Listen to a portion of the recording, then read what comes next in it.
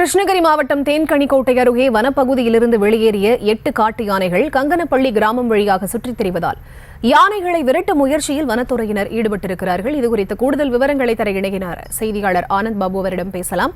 வணக்கம் ஆனந்த் பாபு. வனப்பகுதியிலிருந்து யானைகள் வெளியேறியதை அடுத்து அந்த பகுதி மக்களுக்கு என்ன மாதிரியான எச்சரிக்கைகள் விடுக்கப்பட்டிருக்கின்றன? விவரம்.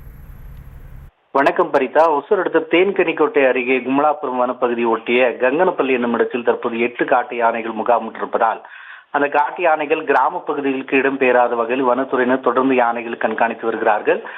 ஜவலகிரி காப்பு காட்டில் இருந்து இன்று அதிகாலை 8 காட்டு யானைகள் கூட்டமாக வெளியேறி கும்லாபுரம் வனப்பகுதிக்கு அருகே இருக்கக்கூடிய கங்கனப்பள்ளி எனும் கிராமத்தின் தைலந்தோப்பு பகுதியில் முகாமிட்டிருக்கிறது.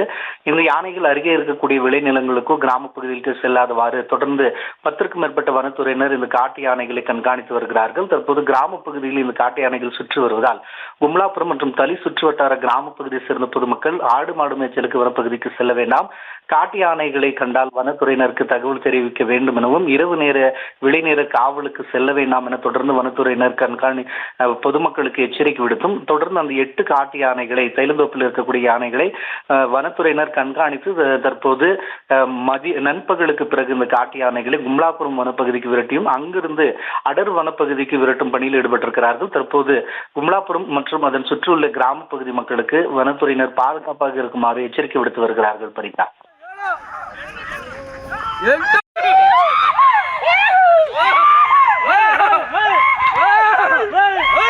விவரங்களுக்கு நன்றி ஆனந்த் பாபு.